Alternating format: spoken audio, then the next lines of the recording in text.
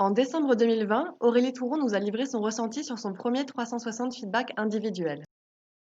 Quel est le contexte dans lequel vous avez décidé de vous lancer dans un 360 degrés feedback?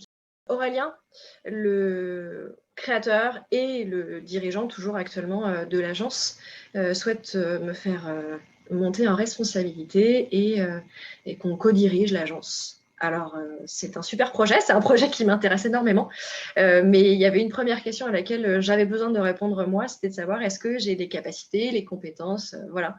Et c'est pour ça que je me suis tournée vers le 360 feedback. C'était votre premier 360 degrés feedback. Comment l'avez-vous vécu? Très bien, très bien. Après les premières craintes, entre guillemets, craintes de lire les réponses des personnes que j'avais sollicitées pour répondre à des questions spécifiques à mon projet, et ben en fait, j'ai j'ai déployé, j'ai travaillé en fait à analyser ces réponses, qu'elles soient positives ou négatives. Et même si on n'aime pas toujours avoir des retours négatifs, et ben en fait, c'est surtout sur ces retours négatifs-là qu'on a travaillé parce que c'était eux qui, mine de rien, allaient m'aider à poursuivre mon projet. Donc ouais, non, vraiment très bien, hyper instructif. Je me suis sentie accompagnée, bien sûr, parce qu'on ne sait pas comment aborder les réponses, comment les analyser, et j'ai ouvert des portes, débloqué des capacités, appris à les utiliser, en fait. Voilà, donc reste plus qu'à les déployer à grande échelle maintenant. Pouvez-vous nous donner un exemple concret de capacité que vous avez décidé d'améliorer? Un des retours négatifs, et qui peut paraître hyper paradoxal pour une chef de projet, un des retours négatifs, c'est sur ma capacité à communiquer. Et à savoir que je communiquais, c'était pas le souci, mais je donnais les infos et j'étais persuadée que les gens comprenaient ce que je disais. Or, on n'est pas tous nés dans le digital, donc parfois c'était hyper nébuleux et mes clients ou les personnes qui travaillaient avec moi n'osaient pas forcément rebondir en disant mais j'ai pas compris. Et sauf que quand on mène un projet, c'est quand même essentiel qu'une information qui est donnée soit comprise, qu'éventuellement la personne en face, si elle n'a pas compris, elle se sente la liberté d'aller dire j'ai pas compris, est-ce que tu peux me réexpliquer? Qu'est-ce que vous avez déjà mis en œuvre? Sur les 3 points d'amélioration que j'ai choisis, j'ai déjà réorganisé mes réunions et mes échanges avec les gens, que ce soit les clients ou d'autres professionnels. Ce qui du coup permet d'avoir des réunions qui sont plus efficaces et bien mieux aujourd'hui, comme quoi parfois changer de pas grand-chose, ça apporte beaucoup. J'ai aussi changé ma façon d'aborder certaines actions avec mes clients, sur des actions plus à résultat, avec des études statistiques beaucoup plus poussées.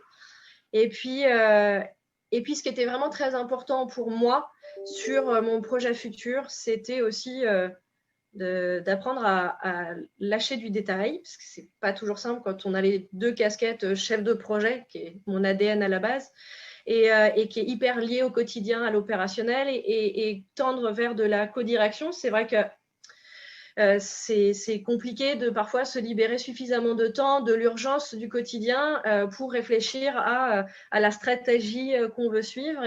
Et c'est cet équilibre-là que je tends à avoir qui va m'apporter beaucoup en fait. Que diriez-vous à quelqu'un qui ne connaît pas le 360 degrés feedback?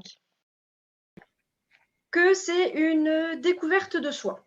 J'ai compris que mes craintes au départ de peut-être pas avoir les compétences ou les capacités pour prendre justement ce poste de co-direction, elles n'étaient pas fondées dans le sens où j'avais les capacités. Juste, ce sont des capacités que j'avais jamais exploitées par le passé. Donc, elles étaient rangées correctement dans un placard et il a juste fallu ouvrir la porte du placard et derrière apprendre à, à exploiter ses capacités. Donc, il y a un vrai accompagnement. On n'est pas lâché tout seul. On n'est pas dénaturé aussi, en fait, parce que voilà, je passe d'un métier vers autre chose, in fine. Et j'aurais pu me dire, il faut que je change fondamentalement. Or, non, l'idée, c'est pas de changer fondamentalement les gens, c'est de les aider à se redécouvrir et à exploiter les pleines capacités qu'ils ont, en fait, mais au bon moment et à bon escient, quoi. Que diriez-vous à quelqu'un qui hésite à se lancer dans un 360 degrés feedback? De foncer. J'étais la première, en fait, même si j'étais hyper excitée à l'idée de faire un 360, j'avais quand même un peu peur parce que je ne savais pas ce que c'était. Et il y a Et puis l'idée d'avoir des réponses pas toujours hyper positives, quoi. En fait, des gens qu'on interviewe nous concernant, ça peut être un frein. Mais en fait, j'en retire tellement de bénéfices aujourd'hui que j'ai absolument aucun regret.